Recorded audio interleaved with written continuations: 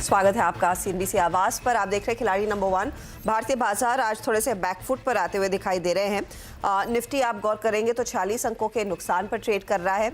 Nifty bank 85 point ऊपर है, 41,644 के लेवल्स पर इस समय ट्रेड साफ देखने को मिल रहा है। हल्कापन बाजार में इसीलिए आया है क्योंकि निफ्टी आईटी दरअसल कर रहा है अंडर परफॉर्म। टीसीएस की कमेंट्री के बाद बाकी सभी आईटी कंपनियों में भारी मुनाफा वसूली देखने को मिल रही है। तो ये है फिलहाल मार्केट की स्थिति। अब ऐसे में हमारे जानकारों ने किस तरह के रिटर्न्स कल तक कमाए, आज की रणनीति क्या होगी, उसकी बात करते हैं। याद रखें, इस हफ्ते प्रशांत सावंत, अरुण कुमार मंत्री और जतिन केडिया मैदान में हैं और प्रशांत के फैक्ट ने इनको 16% के रिटर्न्स कमा कर दिए हैं। फिर दूसरे स्थान पर 8.7% के रिटर्न्स के साथ जतिन केडिया एंड 7.5% के रिटर्न्स अरुण कुमार मंत्री के। छोटा हफ्ता लेकिन बहुत ही तगड़े रिटर्न्स बनते दिखाई दिए हैं। Good morning gentleman. Clearly IT stock sentiment को बिगाड़ रहे हैं और आप लोगों के इनफैक्ट मैं ट्रेड्स देख रही थी तो मिड कैप्स में जो जमकर तेजी बनी है वो लार्जली इनफैक्ट फर्टिलाइजर कंपनियों में देखने को मिली और इसीलिए फैक्ट एक आउट परफॉर्मर साबित होता हुआ दिखाई दिया है। आज लेकर आइएगा टॉप परफॉर्मिंग काउंटर्स, वो जो टॉप स्टॉक्स हम हर रोज दिखाते हैं उस पर नजरें रखते हैं, जो हमारे जानकारों ने इनफैक्ट अपने पोर्टफोलियो में डाली और वहीं पर सबसे ज़्यादा रिटर्न्स बनते दिखाई दिए। तो आप देखिएगा, एक तो प्रशांत का फैक्ट 10% के रिटर्न्स कमा कर गया, HEG 4% के रिटर्न्स कमा कर दे रहा है अरुण को, और RHI मैग्नेसिटा करीब 3% के रिटर्न्स कमा कर दे रहा है जतिन को। अब यहाँ से आगे स्ट्रैटेजी क्या और किन स्टॉक्स पर फोकस, बताइए अरुण, आप किस तरह के ट्रेड्स अब लेना पसंद करेंगे? क्योंकि कल आपने इनफैक्ट एक जेंसार पर बाय कॉल दिया था, लकीली आपने कल के कल बुक कर लिया। आज आईटी स्टॉक्स का पूरा हाल बिगड़ गया है टीसीएस के पुअर कमेंट्री के बाद। इस समय क्या ट्रेड लेंगे? गुड मॉर्निंग अक्षता जी। सेक्टर की बात की, जो फर्टिलाइजर, मेरे भी आज रडार पे वही सेक्टर है। मुझे लग रहा है फॉलो अप बाइंग आज और एक और दिन तक आपको फर्टिलाइजर सेक्टर में जरूर देखने को मिलेगी। पर जहां तक निफ्टी बैंक निफ्टी की बात है, दोनों ही मुझे लग रहा है थोड़ा बहुत कंसोलिडेशन आज देखने को मिलेगा, क्योंकि वीकली एक्सपायरी है और कल छुट्टी का दिन है, तो थोड़ी पोजीशंस आपको हल्के होते हुए नजर आएंगे। तो ब्रॉडर मार्केट मेरे ख्याल से ठीक रहना चाहिए, मिड कैप, स्मॉल कैप, और जो लार्ज कैप जो बेंचमार्क इंडाइसेस है वो कंसोलिडेट करने चाहिए। तो एग्रीकल्चर सेक्टर और फर्टिलाइजर सेक्टर। सेकंड जो सेक्टर मुझे पसंद आता है वो फाइनेंशियल। ये दो सेक्टर मुझे लग रहा है आने वाले दिनों में अच्छा कर सकते हैं। ओके, आपका पोर्टफोलियो स्क्रीन पर रखते हैं। HEG आप होल्ड कर रहे हैं और बाकी ट्रेड्स में ऑफ कोर्स आपने अपनी पोजीशन काट ली है। तेजस में एग्जिट किया, जेंसार में प्रॉफिट बुक किया। नया ट्रेड अक्षरा जी, पहला स्टॉक होगा जो BASF। मुझे लगा BASF में ब्रेकआउट के आसपास स्टॉक चल रहा है, 2375 2380 के आसपास चल रहा है। मुझे लग रहा है ये स्टॉक आज एक अच्छा आउट परफॉर्मर रह सकता है। 2500 के ऊपर भी जाने का मुझे लक्षण इसमें स्टॉक में नजर आ रहे हैं। तो करंट लेवल पे बाय करें, थ्रू 2330 का स्टॉप लॉस लगाएं और 2540 का ऊपर में टारगेट 40 के लिए BASF में तेजी की पोजीशन लेकर चले। तो क्लियरली एग्रोकेमिकल पर फोकस और स्टॉक इस समय 56 रुपए की बढ़त पट कर रहा है ट्रेड। लेकर आते हैं अब आपके लिए प्रशांत का पोर्टफोलियो, और प्रशांत के पोर्टफोलियो में तो ऑफ कोर्स वो फैक्ट ने कमाल कर दिया। बहुत ही स्ट्रांग परफॉर्मेंस इसने दिखाया और आपने इनफैक्ट फैक्ट में प्रॉफिट बुक कर लिया कल और त्रिवेणी टर्बाइन में एग्जिट कर लिया। प्रशांत, आपका नया ट्रेड आज का क्या है? जी Harshada ji, good morning and good morning to all the panelist. सभी दर्शकों को नमस्कार। तो अगर हम देखें इस हफ्ते में जो पहली एंट्री मेरी पैक में थी वो 232 पे थी, वहां से हम 330 इसी हफ्ते में आए, करीबन 50% रिटर्न्स ऑलमोस्ट बच चुके हैं। तो आई थिंक जो गेम को फॉलो कर रहे हैं, जो शो को फॉलो कर रहे हैं, उनको डेफिनेटली एक handsome amount of profit book कर लेना चाहिए, around at least 70% of the position, ताकि आप कॉस्ट फ्री होकर उसको होल्ड कर सके। और जहां तक आज की बात है तो मुझे लग रहा है कि ओवरऑल इंडेक्स थोड़ा वीक है।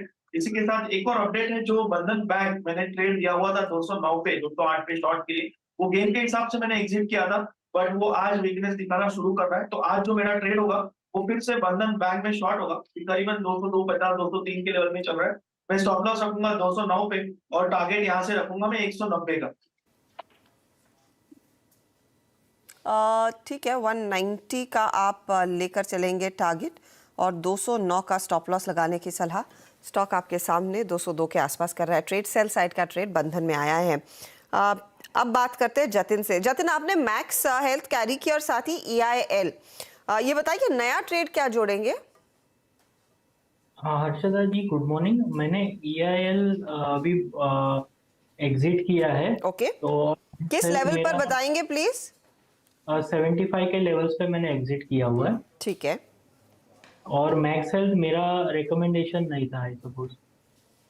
और फिर मैंने मैक्स फाइनेंशियल नहीं दिया था आपने? आई बेग योर पार्डन, मैंने गलती से मैक्स हेल्थ बोला, मैक्स फाइनेंशियल। या मैक्स फाइनेंशियल मेरा ओपन था, तो वो अभी मैं कैरी कर रहा हूँ।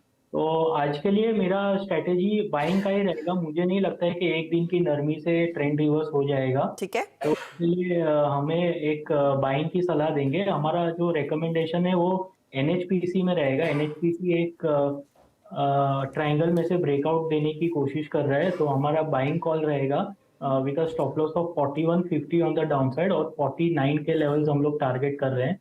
ये पोजिशनल कॉल रहेगा, लेकिन गेम शो के हिसाब से मैं दे रहा हूँ आज। लेकिन एक अगले हफ्ते तक भी कैरी कर सकते हैं एनएचपीसी। ओके, तो एनएचपीसी में एक ट्रेड लेकर चले, पोजिशनल ट्रेड है, अगले हफ्ते भी कैरी किया जा सकता है। तेजी का ट्रेड फिलहाल इस समय एनएचपीसी में पकड़ा है। 49 का यहाँ पर टारगेट है, 4150 का स्टॉप लॉस। जतिन, दूसरा ट्रेड भी देख सकते हैं आप, क्योंकि आपने ईआईएल में एग्जिट कर लिया है 75 के लेवल्स पर। कुछ आइडेंटिफाई किया है आपने? हाँ जी, जो सेकंड कॉल मेरा रहेगा वो पूना वाला फिनकॉर्प में रहेगा। पूना वाला फिनकॉर्प में मुझे लगता है कि आज के ट्रेडिंग सेशन में एक ब्रेकआउट दिया है, तो हम 288 के स्टॉप लॉस के साथ 309 का टारगेट के साथ हम लोग पूना वाला फिनकॉर्प में एक बाइंग की सलाह देंगे। तो 309 के टारगेट के लिए पूना वाला फिनकॉर्प खरीदने की सलाह। 288 का आपके लिए होगा दरअसल स्टॉप लॉस बाय साइड का ट्रेड। अरुण, आपने पहला ट्रेड दिया BASF, दूसरा ट्रेड है इस समय कि सेकंड हाफ में देंगे? हर्षद, दूसरा ट्रेड भी मैं अभी देना चाहूंगा, वो भी अगेन एग्रीकल्चर फर्टिलाइजर स्पेस से है, RCF। मुझे RCF में यहाँ से सेकंड राउंड ऑफ मोमेंटम बनना चाहिए। 115 117 की तेजी हो सकता है आज भी आपको देखने को मिले, तो करंट लेवल पे बाई करें। 105 का स्टॉप लॉस लगाएं और 118 का ऊपर में टारगेट। 118 के टारगेट के लिए RCF में तेजी का ट्रेड, 105 का स्टॉप लॉस रहेगा। कल खूब भागे थे काउंटर्स, लेकिन आज भी RCF में मौका है अरुण के लिए। प्रशांत, आपका कॉल, बंधन शॉर्ट किया, दूसरा ट्रेड? जी अच्छा, मैं थोड़ा होल्ड करूंगा और थोड़ी देर बाद तो शायद सेकेंड हाफ के लिए एक स्टॉक तैयार करेंगे। और मार्केट में भी हमने देखा ऊपरी लेवल से काफी बिकवाली आ गई है। डे लो पर निफ्टी इस समय ट्रेड करता हुआ, और निफ्टी बैंक जो 100 पॉइंट ऊपर था अब सिर्फ 67 अंकों की ही बढ़त दिखा रहा है। पूरा जो माहौल बदला है वो दरअसल टेक्नोलॉजी काउंटर्स में बिकवाली आई उसके चलते बदला है। और ये हुआ क्यों? क्योंकि TCS ने जो अपने तिमाही नतीजे घोषित किए हैं उसमें TCS की कॉमेंट्री थोड़ी सी फीकी है, नंबर्स भी फीके हैं। कॉन्स्टेंट करेंसी ग्रोथ सिर्फ 0.6% पर आई, डॉलर रेवेन्यू ग्रोथ भी एक हल्की सी मिस है। मार्जिन्स बढ़ने का अनुमान था तो मार्जिन्स जस के तस रहे, कोई बदलाव नहीं रहा। अब क्या हुआ है इस Q4 में कि नरमी देखने को मिल रही है नंबर्स पर और सेंटिमेंट में भी। इसी पर मैंने बात की कंपनी के CFO समीर सक्सेरिया और कंपनी के चीफ HRO मिलिंद लक्कड़ से।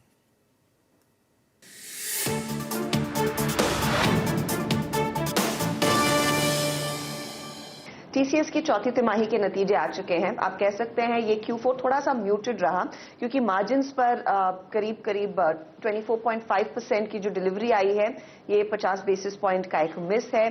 कंपनी ने पिछली बारी कहा था कि थोड़ा सा ऑप्टिमिज्म है, लेकिन अब की बारी कमेंट्री थोड़ी सी बदल गई है। अब फाइन प्रिंट क्या है, एग्जैक्टली कहां पर वो चेंज देखने को मिल रहा है, इसी पर बात करने के लिए मेरे साथ कंपनी के दरअसल chief financial officer Sameer Saksaria और साथ ही साथ कंपनी के चीफ HRO मिलिंद लक्कड़ है। आप दोनों का ही स्वागत है। Pleasure speaking to you. FY23 लग रहा था कि you'll close around a 25% margin, और उम्मीद आप लोगों की भी थी। मुझे ये बताइए ये Q4 में स्पेशली फरवरी और मार्च के महीने में सेंटिमेंट में कितना बदलाव आया है समीर, कि वो मार्जिन भी आप 50 बेसिस पॉइंट से मिस कर रहे हैं? पहले हम फुल ईयर का देखते हैं, एंड फुल ईयर हमारे लिए काफी अच्छा रहा। We delivered 13.7% growth, and more importantly ये हमने डिलीवर किया on back of 15% growth, over 15% growth in last year.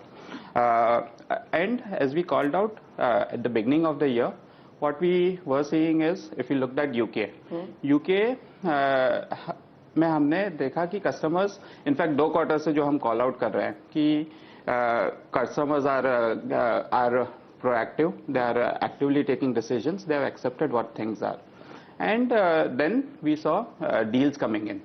And then अगर हम ये क्वार्टर में देखें तो UK is in the forefront, और उसका ग्रोथ काफी अच्छा रहा है on a sequential basis also.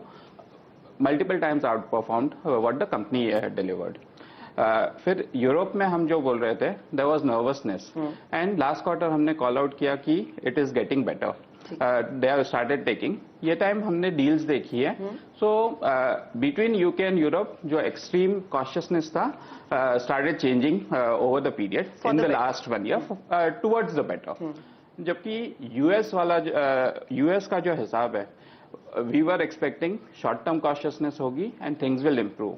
What turned out is, given the banking crisis and what led to the financial volatility, things did not improve and went to the worst, and that is what has been impacting. Coming to our margins part, given what we saw at the beginning of the quarter, we planned that we could deliver at 25%, and what came out, I think, is reasonably well given the situation, because अगर हम देखें, what we planned was with a growth, what we were seeing at that point of time. The increasing negativeness which came in February and March, as you rightly called out, causes an immediate impact on revenues. When projects get paused or new projects don't start, our costs remain sticky. Costs वैसे के वैसे रहते हैं in the short term. It takes time to align this cost structures. That is where this impact came in. तो कितना ये जो currency का फायदा आपके हाथ लगता हुआ दिखाई दे रहा है, उसने इस पेन को ऑफसेट किया है, अट्रिशन भी कम हुआ है, तो कुछ जो पेन है वो ऑफसेट हुआ है. How much have these positives absorbed the actual pain? Absolutely. हमारे मार्जिन्स अगर देखो क्वार्टर के सीक्वेंशियली फ्लैट रहे हैं. उसमें हमने सीक्वेंशियली अगर आप हमारे बीए कॉस्ट को देखें, we are tactically focused on it, on reducing that cost, and there is a significant reduction. Second, operational efficiencies and small bit of benefit coming in from margin. On a flat thing, those numbers are not material, but 10-20 basis points coming in from currency, right? Put together, that was offset by increasing in manpower cost. Manpower cost का जो increase है is some part of high cost BS जो हमने tactically restructure किए हैं, उसकी तरफ से जाता है. There's increased planned shifting of mobility to overseas. Correct. And there's some increase on hiring and insourcing also for the deals which we have taken. So that's the overall balance. I'll come to the hiring part, but क्योंकि sentiment इतना important है और आपने क्योंकि पहली तिमाही के लिए आउटलुक नॉर्मली देते नहीं हैं, मैं आपसे ये समझना चाहती हूँ कि BFSI पर जो प्रेशर नॉर्थ अमेरिका से आया है, अब यहाँ पर लोग क्या पैसा बिल्कुल नहीं खर्च कर रहे हैं, कम पैसा खर्च कर रहे हैं? जब आप कहते हैं सेंटिमेंट बदला है, कैसे बदला है? If you could quantify that. So अगर आप देखो तो there's a dichotomy to an extent, because immediate there's risk averseness and caution, because customers ने जो discretionary spend है वो या तो pause की है in some for some customers who are getting increasingly cautious, या जो नए projects की शुरुआत करनी है वो उनको delay किया है, जो non critical projects है. That is where an immediate impact is coming in. But अगर आप हमारे bookings देखें, they are at 10 billion. Correct. US is at 5 billion. BFSI is at 3.1 billion. So they are increasingly investing or committing to new initiatives. And these would be initiatives जहाँ पे उनको cost optimization चाहिए. There's increasing interest towards that. The other agendas in terms of cloud transformation or modernization of the core, जहाँ उनके पूरे systems को वो future ready करना चाहते हैं, वो इन्वेस्टमेंट्स जारी है. So medium to long term growth पे we don't see an impact. Too difficult to call out what would happen in a short term basis. क्योंकि आप बार बार ऑफ कोर्स क्लाइंट से बात करते रहते हैं, और एक चीज हमने नोटिस की है कि BFSI में जो क्वार्टरली रेवेन्यू ग्रोथ है जो डबल डिजिट में होती थी, and it was skirting around 13-14%, has slowed down to 9% in Q4. अब यहाँ से क्या ऐसी सिचुएशन आ सकती है कि ये और भी थोड़ी सी फिसले? क्या इस समय क्लाइंट से जब आप बात करते हैं उनमें डर है कि वो कॉशियस है? ये समझना जरूरी है to perhaps try and guess what would happen to BFSI growth forward. See, what we have seen, Harshada, is initially there is an immediate reaction, and then there is rationality which comes in, and they start investing into it. Let's expect that. Right now there is cautiousness, and with what has happened in the last, what you would have seen also in the last 3 months, you would have seen how sentiments have changed significantly.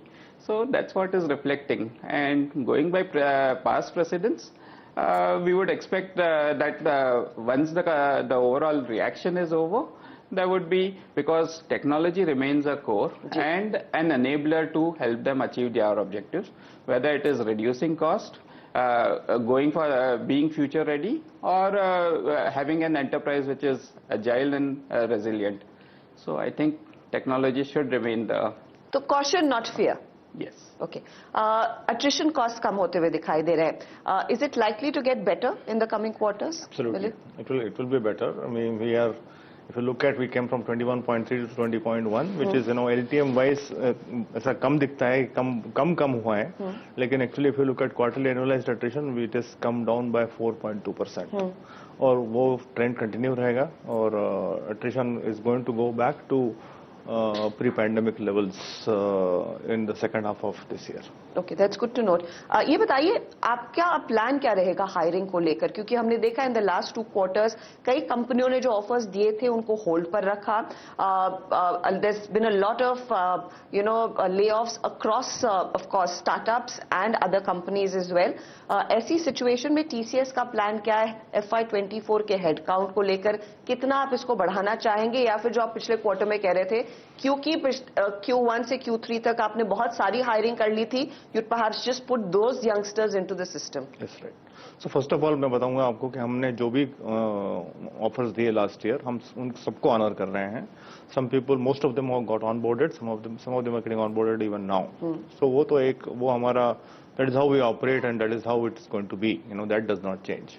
अगले साल from a campus 40,000 का target है from the campus, and from the market will see based on the demand every quarter. Okay, तो आप अपने hiring campus hiring में कोई बदलाव नहीं करना चाहेंगे इस समय? हमने ऑलरेडी ऑफर्स 46,000 ऑफर्स दे चुके हैं for next year. Oh, that's great to hear. अच्छा, ये बताइए, क्योंकि आपने भी कहा कि कुछ एम्प्लॉय कॉस्ट बढ़ा है, how is that likely to play out, especially जब आप वो वेज हाइक साइकिल में जाएंगे अगले क्वार्टर? क्या प्लान है कंपनी का given the current macro environment? क्या आपको लग रहा है आपको कुछ अपनी पर्स स्ट्रिंग्स थोड़ी सी टाइट रखनी पड़ेगी, या it's going to be business as usual? मैंने भी लास्ट क्वार्टर भी कहा था कि हमारा जो भी एडिशन हो रहा है 821 इस क्वार्टर में हुए, लास्ट क्वार्टर में -2,500 हुए. वो सब क्यों हो रहा है कि हम लोग बेसिकली यूटिलाइजेशन इंप्रूव कर रहे हैं. हमारे पास काफी लोग हम लोगों ने इन्वेस्ट किया 3 क्वार्टर में, उनको प्रोडक्टिव कर रहे हैं. Internal efficiency trying to bring it in. That's how we basically manage cost, and also basically when you hire, we hire the right pyramid. वो सब करते हैं तो ही कॉस्ट हर एलिमेंट में हमको देखना पड़ता है to bring down the cost. और उसके बाद लोगों को इंक्रीमेंट देना है, और अच्छे इंक्रीमेंट देना है. क्वार्टरली वेरिएबल 100% दिया है हमने. तो ये सब करने के बाद एक तरफ take care of employees in a proper way, on the other hand reduce cost and keep that balance going every year. Okay, मैं आपसे ये भी समझना चाहूंगी कि with the change in leadership, employee morale इस समय कैसा है? Of course, Kriti is someone that the entire organization has worked with. लेकिन to hear that your CEO wants to perhaps step down and give someone else an opportunity, employee morale कैसा है इस समय? See, CEO transition has always been very smooth in TCS, and this is no different. कृति को सब लोग बहुत सालों से जानते हैं, राजेश को सब लोग बहुत सालों से जानते थे. डिफरेंट पर्सनालिटीज हैं, सेम TCS DNA है, सबको मालूम है. तो I don't think that would be. We just need to continue to talk to them, talk to our leadership, outreach to our people, talk to the customers, and things will go on. Okay, I want to understand जो deal wins रही हैं. Of course वो Phoenix वाला deal win था जो prominent है, लेकिन बाकी डील विंस की सिचुएशन कैसी है, और क्या कंसर्न सिर्फ BFSI को लेकर है या फिर दूसरे वर्टिकल्स में भी थोड़ा सा स्पिल होने लगा है? अगर डील विंस देखें तो काफी ब्रॉड बेस्ड है, across verticals and across industries as well. So North America is about 5 billion of the 10 billion. BFSI is 3.1 billion and 1.3 billion is retail. अगर आप हिस्टोरिकल एवरेजेस से कंपेयर करें, सारे हायर है रिलेटिवली और इन द बॉल पार्क है. Usually BFSI comes in the 2 to 2.5 billion, BFSI 3 billion पे है. So it is not ki from a future TCV perspective. We have been getting deals across geographies and also across verticals. My final question to you, आप लोगों का aspiration band 26 to 28%, will you still hold it for FY24? Yes, our aspiration band remains. When we'll be our desire will be to get to that as soon as possible. I can't commit you given the current uncertainties कि 24 में आएगा, Q1 में आएगा, Q2 में आएगा या कभी आएगा. But we will be marching towards that. We did that in the current financial year and that will continue. बहुत बहुत शुक्रिया हमारे लिए समय निकालने के लिए, and all the very best for FY24. Thank you, Harshada. Thank you. भारतीय बाजारों में बिकवाली बढ़ रही है. इस बीच हमारे जानकारों ने जो ट्रेड्स दिए उसमें रिटर्न्स क्या बन रहे हैं वो आपकी स्क्रीन पर लेकर आते हैं एक एक करके. इस समय आप ध्यान दीजिएगा, बंधन बैंक प्रशांत का सेल साइड का ट्रेड था, 190 का टारगेट इनका और 209 का इनका स्टॉप लॉस था. क्या रिटर्न्स बना रहा है ये पर्टिकुलर ट्रेड, ये आपकी स्क्रीन पर आ जाएगा. एक जगह इन्होंने खाली रखी है. बंधन बैंक साइडवेज टू नेगेटिव है. अगले पोर्टफोलियो पर आते हैं फटाफट से, और ये है अरुण का. HEG कैरी किया है तेजी वाला ट्रेड, 1100 का टारगेट. BSF नया जुड़ा, 2540 target, 2330 stop loss. RCF 118 target, 105 stop loss. Returns देखिएगा, HEG 4% कमा कर दे रहा है, आधे % से ज्यादा की कमाई BSF में, तो RCF भी अच्छे खासे रिटर्न्स कमा रहा है, नियरली आधे % के. जतिन के पोर्टफोलियो पर आते हैं. इन्होंने NHPC जोड़ा है, इधर करीब 49 का टारगेट, 4150 का स्टॉप लॉस. पूनावाला 309 के लिए तेजी की, 288 stop loss. Max financial carry किया 668 के टारगेट के लिए. रिटर्न्स मैक्स आधा % नीचे, NHPC 1.5% 1.3% जोड़ रहा है, एंड 0.31% के रिटर्न्स पूनावाला फिनकॉप के. अब आप देखिए अरुण ने जो तगड़े कमाई की है उसका कितना फायदा है इनके हाथ लगता हुआ. तो 16% के रिटर्न्स के आसपास अभी भी प्रशांत है, लेकिन अरुण कुमार मंत्री is biting at his heels, nearly 13% के रिटर्न्स. जतिन गेडिया के 9.5% के रिटर्न्स है. ये है फिलहाल आपके लिए ताजा हाल. लेंगे इस मोड पर एक ब्रेक. प्रशांत का एक और ट्रेड आना बाकी है आज. याद रखिएगा इस हफ्ते का आखिरी ट्रेडिंग सेशन. तो इस हफ्ते के खिलाड़ी नंबर 1 से आज दोपहर क्लोजिंग के दौरान बातचीत होगी. ऑल द बेस्ट आप तीनों को, and thanks for taking out time इस हफ्ते. चलिए हम लेंगे एक ब्रेक. ब्रेक के बाद फोकस कमोडिटीज पर.